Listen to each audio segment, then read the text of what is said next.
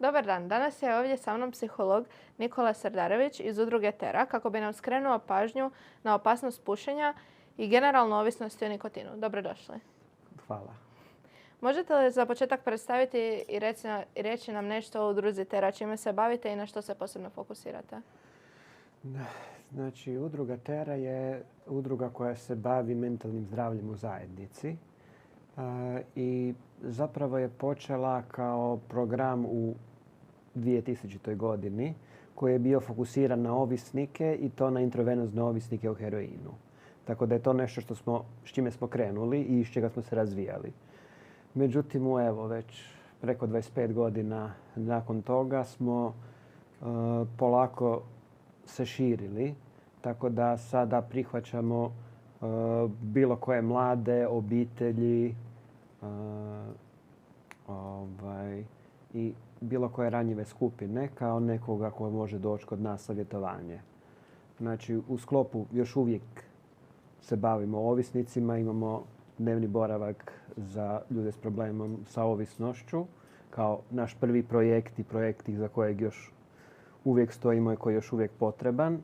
Radimo jako puno sa osobama u nužnom smještaju grada Rijeke gdje se više bavimo socijalnim problemima i ono gdje ja najviše radim, a to je savjetovalište gdje su svi mladi do 29 godina i obitelji koji imaju problema ili bilo ko ima problema sa ovisnošću dobrodošli da potraže pomoć.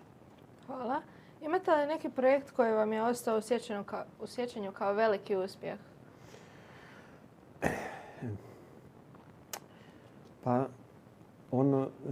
ono što je meni ostalo su bili europski projekti iz 2014. godine kada smo dobili projekte koji se bave sa djecom u domovima ili danas kako se zovu centrima za pružanje usluga u zajednici. To je bilo jedno širenje sa područja ovisnosti na jedno šire područje mentalnog zdravlja. I to je isto bilo onako jer je bilo dosta uzbudljivo i napeto pisati prvi put projekte za Europsku uniju i kao jedan način gdje se zapravo Tera je dobila priliku da naraste od onoga što je bilo. Imate li, da krenemo sad u našu glavnu temu, a to je pušenje, imate li neki podatak ili statistiku o tome kada mladi najčešće počinju pušiti?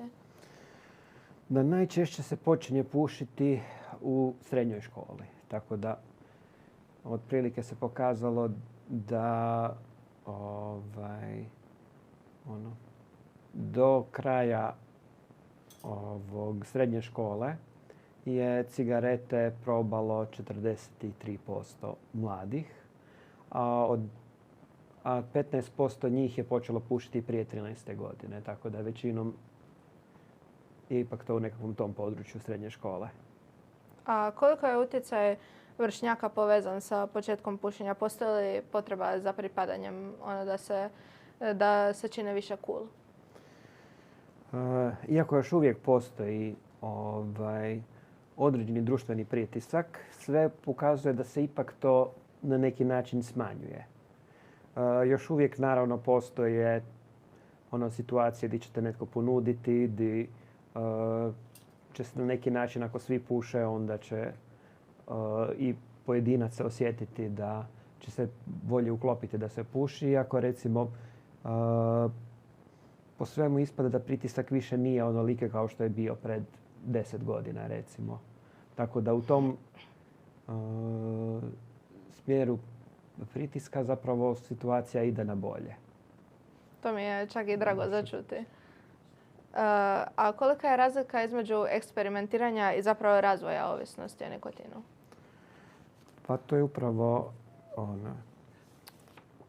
Znači, eksperimentiranje je jednostavno neko ko će zapaliti tu i tamo, najčešće u društvu, ali neće imati potrebu da puši iz dana u dan i ne je nešto što će, o čemu će razmišljati i što će mu biti potrebno, nego jednostavno kad se ukaže prilika da zapali ili onako se nalazi u nekakvom društvu, onda će zapaliti cigaretu ili udahnuti vape, dok u ostalim slučajevima neće imati tu žudnju koja je karakteristična za ovisnost.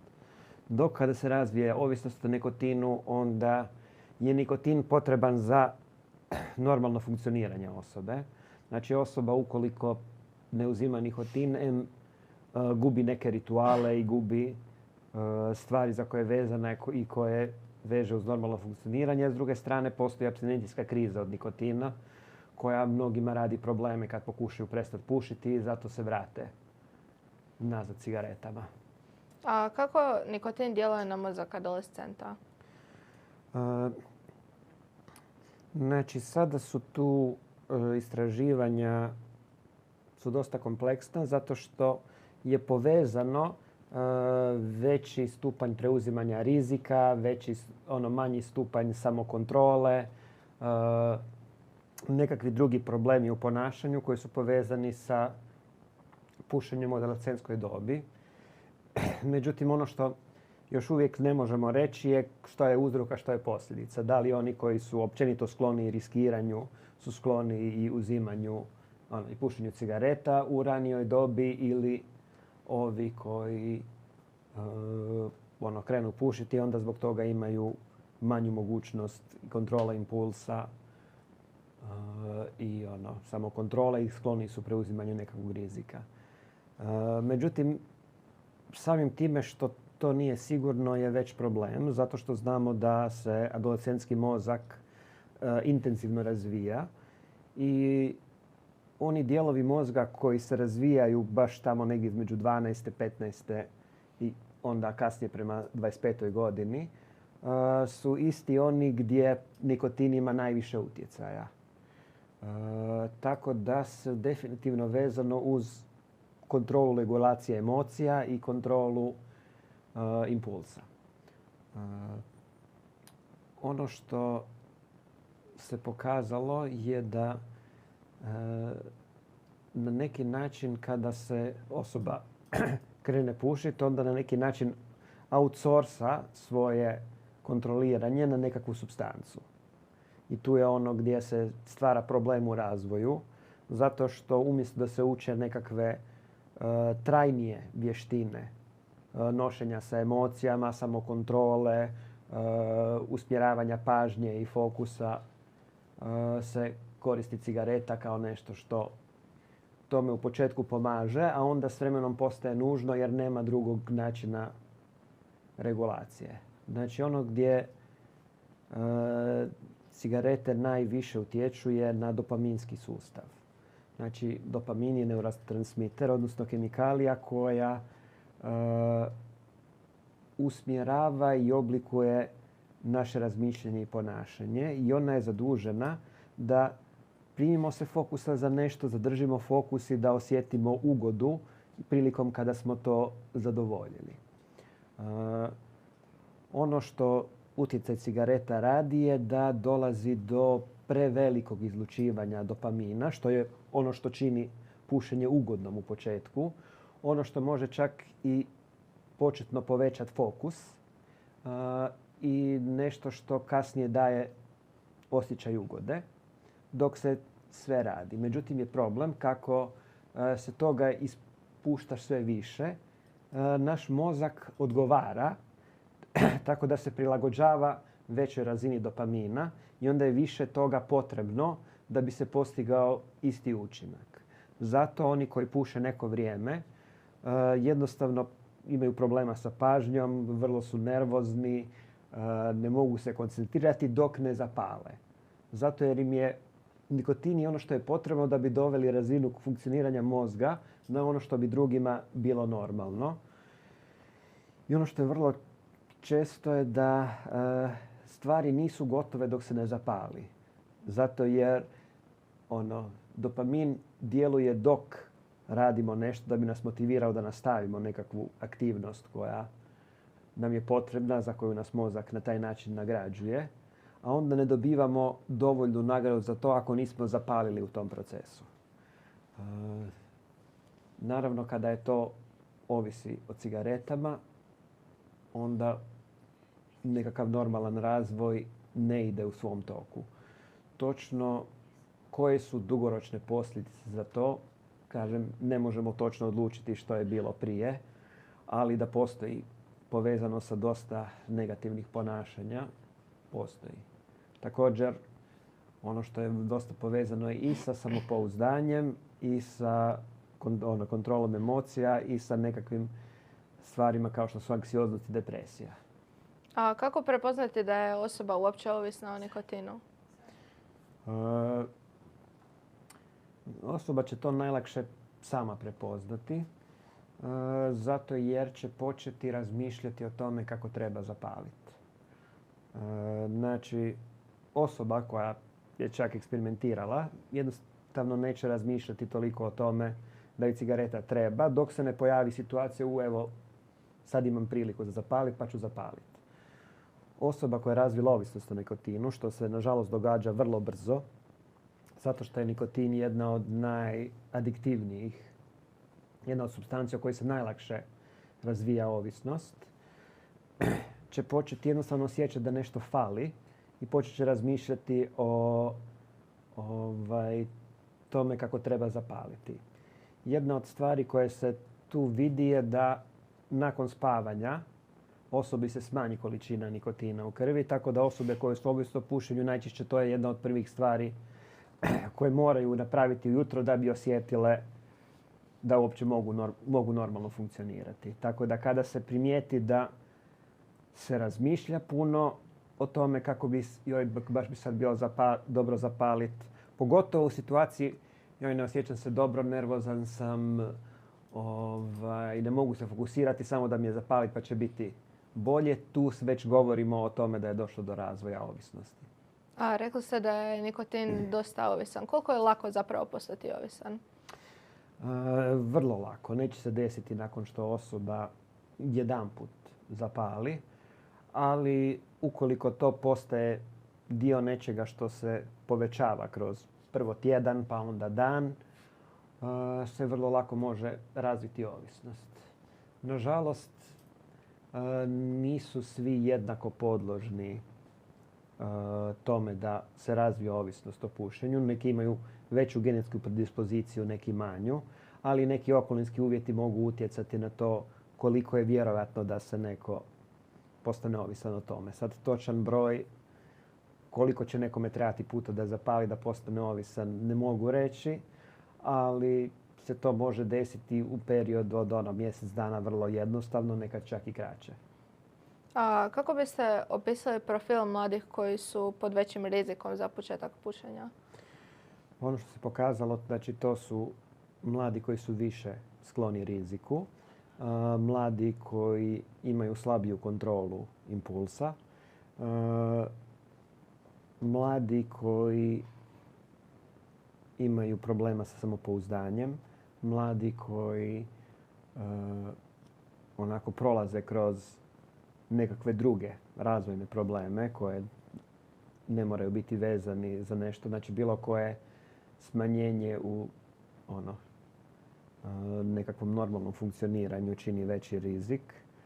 Ukoliko je nekak prisutna depresija ili anksioznost, može se lakše uhvatiti kao nekakav način privremenog smanjivanja tih simptoma, tog osjećaja. A osim toga postoje i nekakvi okolinski čimbenici, znači u većem su riziku oni čiji roditelji puše, oni čiji nekakvi uzori ili društvo puše i u većem su riziku oni koji se nalaze u nekakvom društvu gdje se pušenje smatra normalnim i ako ne već poželjnim ponašanjem, onda neutralnim. A rekli ste da je pušenje isto služi kao regulacija emocija. A možete li reći koje točno psihološke potrebe cigareta lažno zadovoljava?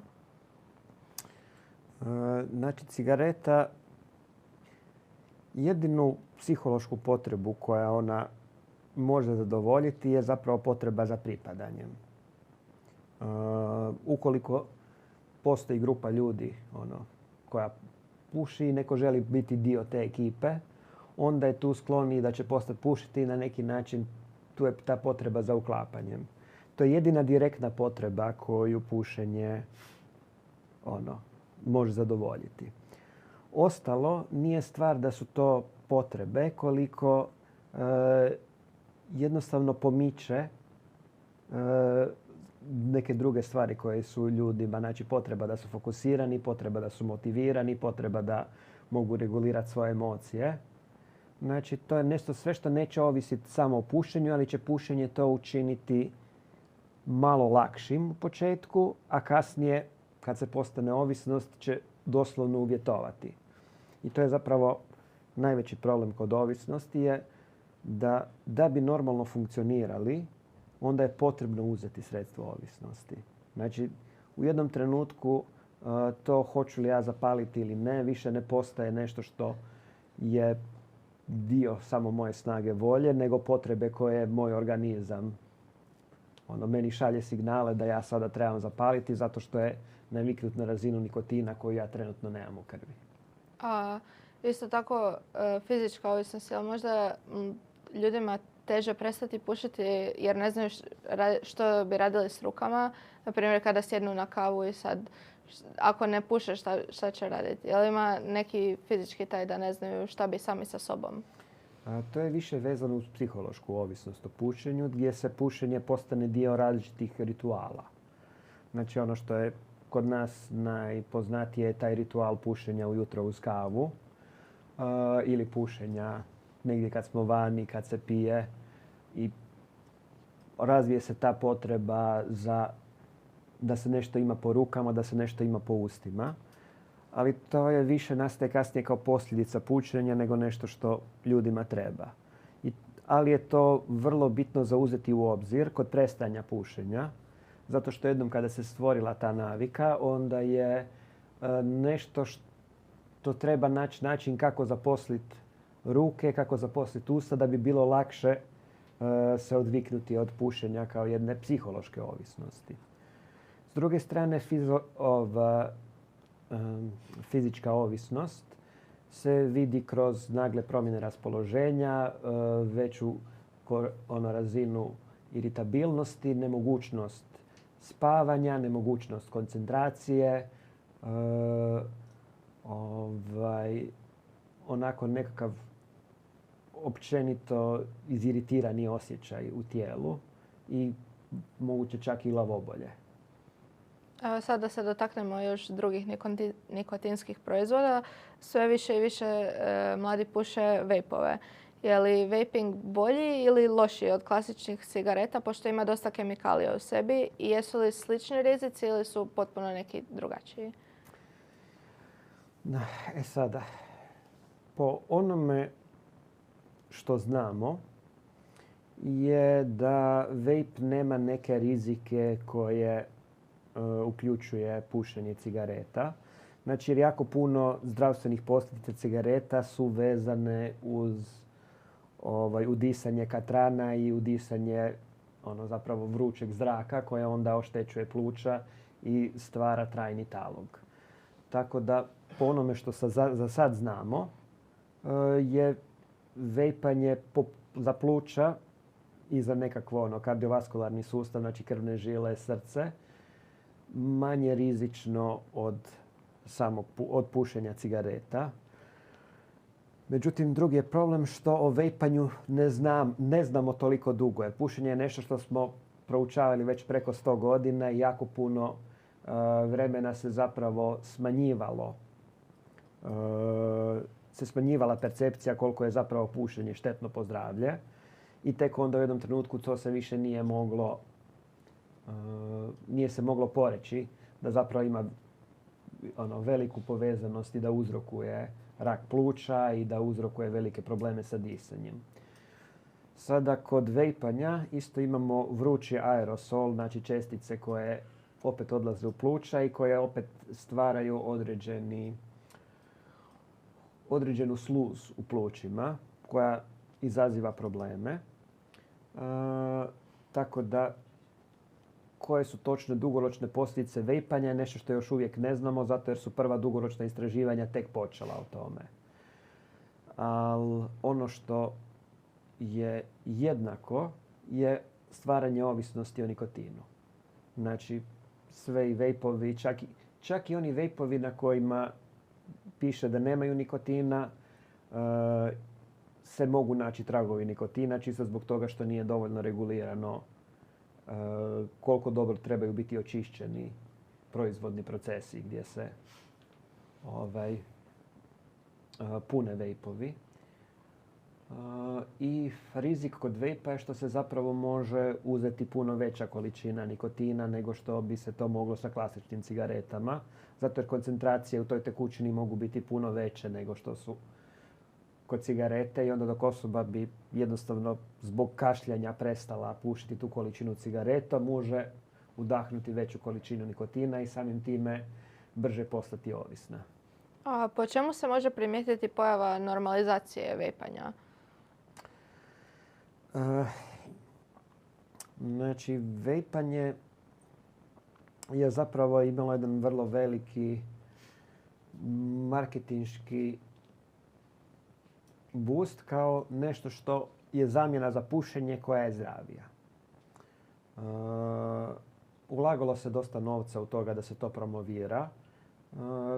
Čak kada sam bio na jednom kongresu koji se bavio smanjenjem štete kod ovisnosti, su bili prisutni ljudi koji su aktivno lobirali za vejpanje kao alternativu pušenju.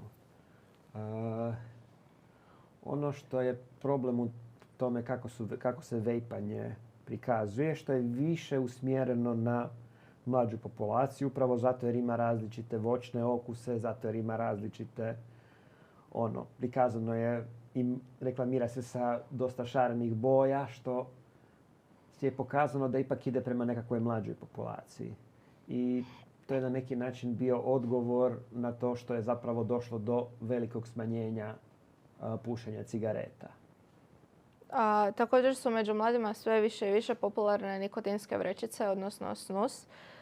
Kakve rizike to donosi i može li se to zapravo nekako regulirati ili zabraniti, pošto se to ne vidi? Jer kad zapalimo cigaretu svi vide da mi pušimo, a nikotinske vrećice se zapravo ne vide.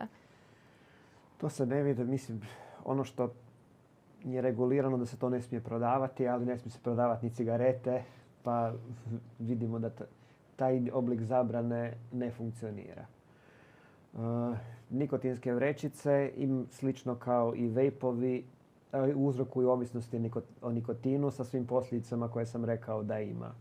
Znači, kad sam govorio o posljedicama nikotinske ovisnosti, govorio sam isključivo o nikotinu, dok posljedice pušenja kao na cijeli organizam je jedan sasvim dodatan problem. Ali sam ovaj problem ovisnosti o nikotinu i toga da je potrebna neka druga supstanca da bi mogli normalno funkcionirati kroz dan je problem koji se javlja i kod tih vrećica. Sad, to je teško regulirati, upravo zato jer neko to može imati u ustima i neće se znati, a ne može se ići okolo provjeravati ljudima usta. Ono što će to primijetiti zubari je zato što one zapravo dosta oštećuju desne i onda se mogu doći do rupa i može se u biti zubari su oni koji najlakše mogu primijetiti da je neko počeo to konzumirati i da konzumira redovito. Također bi se htjela dotaknuti novog proizvoda koji se nedavno pojavio na tržištu, a to je Snifit. Što je to zapravo i kakav utjecaj ima na zdravlje? Znači, Snifit je preparat koji je namijenjen za ušmrkavanje kroz nos i koji sadrži u sebi više vrsta stimulansa, znači sadrži kofein, što imamo u kavi, sastoji taurin koji je uglavnom sastojak energetskih pića i sadrži guaranu kao jedan biljni preparat koji isto dovodi do povećanja budnosti. Količine koje su deklarirane na tome nije nešto što samo po sebi je opasnije od energetskih pića koja ista same po sebi nisu baš preporučljiva za uzimati u nijednoj dobi, a pogotovo neadolescentskoj. Ali je tu problem što prvo kada se uzima kroz nos, onda je utjecaj puno brži nego kad se nešto konzumira kroz usta. I samim time postoji veća vjerovatnost da će se razviti nekakav oblik navike ili ovisnosti, zato jer je puno manja razlika između uzimanja i osjećaja koje osoba dobije. Ono što je najveći problem sa tim prahom je što na neki način normalizira uzimanje stimulansa kroz nos. A većina stimulansa koji se uzimaju ilegalno su speed i kokain koji se isto tako ušmrkavaju na nos. I s druge strane opet se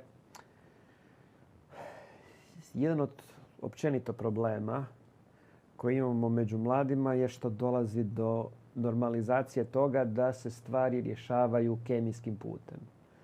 Znači, umjesto da osoba gleda kako će se naspavati, ne spava i onda uzima različite stvari da bi se razbudila. Umjesto da se gleda kako se mogu naučiti koncentrirati, ću zapaliti nešto što će me smiriti.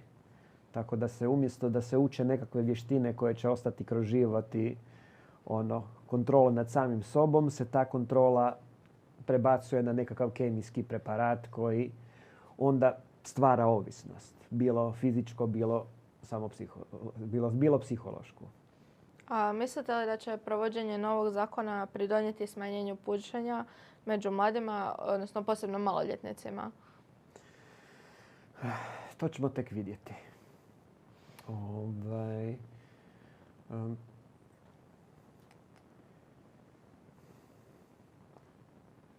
To je ono što je stvar, znači zakon je dobar i treba bi funkcionirati, međutim uvijek je problem kako će se on provoditi. Jer mi već dugo imamo zakone koje zabranjuju prodaju duhanskih proizvoda maloljetnicima, a to se opet događa na redovitoj bazi i nikome nije problem u osnovnoj ili u srednjoj školi doći do cigareta, do vejpova, do ono čega žele. Tako da ja ipak mislim da je nekakav put ka smanjenju pušenja više usmjeren ka prevenciji nego kao nekakvoj zakonskoj regulaciji. A što škole kao ustanove mogu konkretno učiniti osim samih zabrana? Ono što je vrlo bitno je da se zapravo smanji količina osuđivanja. Znači, jer ono što je, najbolje je uopće ne početi, ali kad se već počne nešto uzimati, onda je lakše stati s time što se ranije to otkrije, što se ranije počne micati. Tako da ukoliko nešto vežemo uz nešto što je skriveno i da ono trebaju skrivati bilo od roditelja, bilo od učitelja, samo na taj način smanjujemo mogućnost da se intervenira. Jer je potrebno pričati sa time, da, zbog ovoga ti može biti trenutno bolje, ali zapravo onda nećeš više moći bez toga. To je dosta problematično kada to dolazi od ljudi koji sami puše. Zato jer to smo vidjeli da se uzima vrlo negativno. Pogotovo kada se brani. Ali je bitno napomenuti da do bilo kojeg osjećaja koje se može postići sa uzimanjem nečega se može doći na prirodan način. Znači sa vježbom, sa upuštanjem u nekakve aktivnosti koje su korisne, sa razvijanjem vlastitih vještina. Naravno, to je duži put i teži, ali su koristi od tog puta puno trajnije. A kako bi roditelj trebao reagirati kada sazna da njegovo dijete puši? Odnosno, kako pružiti potporu djetetu da prestane? Znači, prva stvar se tu radi samo prije početka pušenja je tome da dijete može razgovarati sa roditeljima o tome. Da nije nešto gdje će imati osjećaj da jedino što će dobiti je kazna. Jer onda nakon toga će biti samo veće skrivanje od roditelja. Ono što treba uzeti u obzir je da ništa od toga nije osuđeno za uvijek. Naravno, roditelji ne bi preporučio da kažu sve je u redu, nego da se postave neke granice gdje se smije, gdje se to ne smije. Tako da se ne tolerira pušenje u kući ako se pušenje nije nešto što se u kući. A razgovor je potreban, da se kaže da ipak ok. Ako imaš problema s nečime, može se to riješiti na nekakav drugi način. Sad, opet je teško što ne počinju svi pušiti zato što imaju nekakav problem, nego počinju pušiti iz toga što je fora, iz toga što je zanimljivo, iz toga što je zabranjeno, što je onako nekakav rizik i onda tek osjete kako dovodi do nekakve brze promjene. A živimo u svijetu gdje želimo sve brzo i navikli smo na da dobijemo stvari vrlo trenutno nakon što nam se pojavi nekakva želja. A za naš razvoj je bitno da naučimo odgoditi nekakav osjećaj ugode, da bude zaslužen, da nešto moramo napraviti da bi se osjećali ugodno, a ne da automatski se osjećamo ugodno bez da smo morali uložiti nekakav rad i trud u to. A koji bi bio vaš savjet mladoj osobi koja želi prestati pušiti? Znači, ne